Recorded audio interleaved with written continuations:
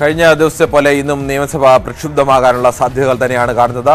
പ്രതിപക്ഷം അടിയന്തര പ്രമേയത്തിന് നോട്ടീസ് നൽകി. ലൈഫ് പദ്ധതിയിലെ കോഴ വിഷയമാണ് പ്രധാനമായും ഉന്നയിക്കുന്നത്.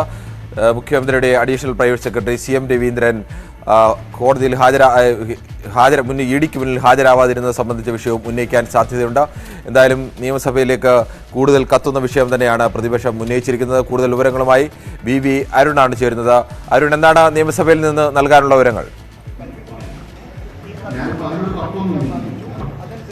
കിരൺ, ലൈഫ് മിഷൻ കോഴ വിവാദം വീണ്ടും നിയമസഭയിൽ ഉന്നയിക്കുകയാണ് പ്രതിപക്ഷം. ഇന്ന് മാത്യു കുഴൽനാടനാണ് അടിയന്തര പ്രമേയത്തിന് അവതരണ അനുമതി തേടി നോട്ടീസ് നൽകിയത്. സംസ്ഥാന സർക്കാർ ലൈഫ് മിഷന്റെ ഭാഗമായി തൃശൂർ ജില്ലയിലെ വടക്കാഞ്ചേരിയിൽ പണിയുന്ന ഫ്ളാറ്റിന്റെ മറവിൽ കോടികളുടെ ക്രമക്കേട് നടന്നു. അതിൽ മുഖ്യമന്ത്രിയുടെ മുൻ പ്രിൻസിപ്പൽ സെക്രട്ടറി അറസ്റ്റിലായി. ഇത് സംബന്ധിച്ച് ED ഒഴികെയുള്ള എല്ലാ അന്വേഷണങ്ങളും നിലച്ചു എന്നാണ് നോട്ടീസിലെ പ്രധാന ആരോപണം. തദ്ദേശ മന്ത്രി MB രാജേഷ് മറുപടി പറഞ്ഞു തുടങ്ങിയത് തന്നെ ഈ അടിയന്തര പ്രമേയം നോട്ടീസ് അപ്രസക്തമാണ്, ഇല്ലാത്ത വിഷയമാണ്, അടിസ്ഥാനമില്ലാത്ത വിഷയമാണ്, അപ്രസക്തമാണ്, ഫെബ്രുവരി 8 നിയമസഭ ചർച്ച ചെയ്ത വിഷയമാണെന്നും അദ്ദേഹം പറഞ്ഞു. ഇതേ വിഷയത്തിൽ നേരത്തെ അടിയന്തര പ്രമേയം കൊണ്ടുവന്നു. ഒരേ വിഷയം തന്നെ ഒന്നിലധികം തവണ കൊണ്ടുവരാൻ കഴിയില്ല എന്ന വാദമാണ് ഈ നോട്ടീസിന്റെ പരിഗണനയുടെ ആദ്യഘട്ടത്തിൽ തദ്ദേശ മന്ത്രി സ്വീകരിക്കുന്നത്. സ്വാഭാവികമായും ഈ നോട്ടീസ് ഇന്ന് ഇവിടെ അടിയന്തര പ്രമേയമായി അവതരണാനുമതി പോലും നൽകുമോ എന്ന കാര്യത്തിൽ സംശയമുണ്ട്.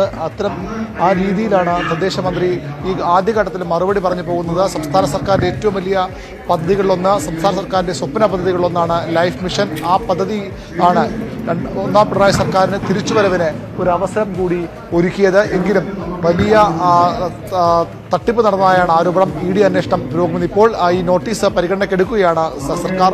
ഇപ്പോൾ തദ്ദേശ മന്ത്രി മറുപടി പറയുകയാണ്. എന്താണ് ലൈഫ് മിഷൻ എന്ന കാര്യം പറഞ്ഞു തുടങ്ങുകയാണ് അദ്ദേഹം. ഞാൻ നേരത്തെ സൂചിപ്പിച്ചു വന്നത് ഈ സംസ്ഥാന സർക്കാരിൻ്റെ ഏറ്റവും വലിയ പദ്ധതി ഇപ്പോൾ സംശയ നിഴലിലാണ്. അതിൻ്റെ അന്വേഷണം എൻഫോഴ്സ്മെന്റ് ഡയറക്ടറിൻ്റെ കേന്ദ്ര ഏജൻസിയുടെ അന്വേഷണം വന്നു ചെന്നെത്തി നിൽക്കുന്നത് മുഖ്യമന്ത്രിയുടെ ഓഫീസിലാണ്. മുഖ്യമന്ത്രിയുടെ വിശ്വസ്തനാണ് CM രവീന്ദ്രൻ. പതിറ്റാണ്ടുകളായി CPM ഇടത് അധികാര കേന്ദ്രങ്ങളുമായി ചേർന്ന് നിൽക്കുന്നയാൾ. മുഖ്യമന്ത്രി പിണറായി വിജയനുമായി ഏറ്റവും അധികം വ്യക്തിബന്ധം പുലർത്തുന്ന ആൾക്കാരിൽ ഒരാൾ. അത്തരം ഒരാൾക്കെതിരെയാണ് ഇപ്പോൾ അന്വേഷണം. അദ്ദേഹത്തെയാണ് ഇന്നലെ ED ചോദ്യം ചെയ്യാനായി ഹാജരാകാൻ പറഞ്ഞത്. അദ്ദേഹം ഇന്നലെ ഹാജരാകാൻ കഴിയില്ലെന്ന് മറുപടി നൽകി. വീണ്ടും അദ്ദേഹത്തിന് നോട്ടീസ് നൽകുന്ന ED പറയുകയും ചെയ്തു. ആ ഒരു സാഹചര്യം കൂടിയാണ് പ്രതിപക്ഷം ഇപ്പോൾ ഈ അടിയന്തര പ്രമേയ നോട്ടീസിന് അടിസ്ഥാനമാക്കുന്നത്. നോട്ടീസിൽ അത് പറയുന്നില്ല, പകരം മുഖ്യമന്ത്രിയുടെ മുൻ പ്രിൻസിപ്പൽ സെക്രട്ടറി M ശിവശങ്കർ ജയിലിൽ കഴിയുന്ന കാര്യമാണ് പ്രതിപക്ഷം അടിയന്തര പ്രമേയ നോട്ടീസിലൂടെ ഉന്നയിക്കുന്നത്. ഏതായാലും വീഞ്ഞും പഴയതാണ്, കുപ്പിയും പഴയതാണ്, ആളു മാത്രം മാറി, ലേബലും പഴയതാണ്. ഇതാണ് ഈ നോട്ടീസിനെ പരിഹസിച്ചുകൊണ്ട് ഇപ്പോൾ തദ്ദേശ മന്ത്രി MB രാജേഷ് പറയുന്നത്. ലൈഫിനെതിരെ ആസൂത്രിതമായ ആക്രമണം നടക്കുകയാണ്. അതിൻ്റെ ഏറ്റവും ഒടുവിലത്തെ മുഖമാണ് ഇപ്പോൾ ഈ അടിയന്തര പ്രമേയ നോട്ടീസ്. ED അന്വേഷിക്കുമ്പോൾ തന്നെ നേരത്തെ തന്നെ ലൈഫ് പദ്ധതിക്കെതിരെ UDF പലതവണ രംഗത്ത് വന്ന കാര്യം കഴിഞ്ഞ നോട്ടീസിൻ്റെ ഫെബ്രുവരി 8 നോട്ടീസിൻ്റെ ചർച്ചയ്ക്കിടെയും തദ്ദേശ മന്ത്രി പറഞ്ഞിരുന്നു. അന്ന് UDF സർക്കാർ അധികാരത്തിൽ വന്നാൽ ഈ ലൈഫ് പദ്ധതി തന്നെ ഇല്ലാതാക്കുമെന്ന് പറഞ്ഞ കൺവീനറാണ് അവർക്കുള്ളത് എന്ന് പറഞ്ഞുകൊണ്ട് പ്രതിപക്ഷത്തിൻ്റെ രൂക്ഷമായ ആക്രമണമാണ്, വിമർശനമാണ് അന്ന് തദ്ദേശ മന്ത്രി നടത്തിയത്. ഇപ്പോഴും സമാനമായ ഒരു ആരോപണമാണ് അദ്ദേഹത്തിൻ്റെ ഈ പ്രസംഗത്തിൻ്റെ ആദ്യഘട്ടത്തിൽ, മറുപടി പ്രസംഗത്തിൻ്റെ ആദ്യഘട്ടത്തിലുള്ളത്. ഏതായാലും പ്രതിപക്ഷത്തിന് പക്ഷേ പറയാൻ പുതിയ കാര്യങ്ങളുണ്ട്. മുഖ്യമന്ത്രിയുടെ അഡീഷണൽ പ്രൈവറ്റ് സെക്രട്ടറി ജയിലിലായ വിഷയമുണ്ട്. അവിടെ കോഴ നൽകിയെന്ന തെളിവുകളടക്കം EDക്ക് ലഭിച്ചുവെന്ന വാർത്തകളുണ്ട്. ഇപ്പോൾ മുഖ്യമന്ത്രിയുടെ additional private secretary, special private സെക്രട്ടറിയാണ് ജയിലിലായത്. ഇപ്പോൾ അഡീഷണൽ പ്രൈവറ്റ് സെക്രട്ടറിയെ ചോദ്യം ചെയ്യാൻ വിളിച്ച വിഷയമുണ്ട്. ഇത്തരത്തിൽ ആ കാര്യങ്ങളൊക്കെ പ്രതിപക്ഷം സ്വാഭാവികമായും ഉന്നയിക്കും. ഇത്രയും ബൃഹത്തായ പദ്ധതിയെ ലക്ഷ്യമിട്ട് നടക്കുന്ന ആസൂത്രിത ആക്രമണം എന്നാണ് പ്രതിപക്ഷത്തിന്റെ അടിയന്തര പ്രമേയ നോട്ടീസിനെയും മന്ത്രി MB രാജേഷ് വിശേഷിപ്പിക്കുന്നത്. കിരൺ, ശരി. തലമരൻ, ഈ നോട്ടീസിലെ ചർച്ചകൾ തുടരുന്ന മുറയ്ക്ക് കൂടുതൽ വിവരങ്ങളുണ്ടാകുമെന്ന് പ്രതീക്ഷിക്കുന്നു. മാത്യു കുഴൽനാടനാണോ ഇന്ന് നോട്ടീസ് നൽകിയിരിക്കുന്നത്?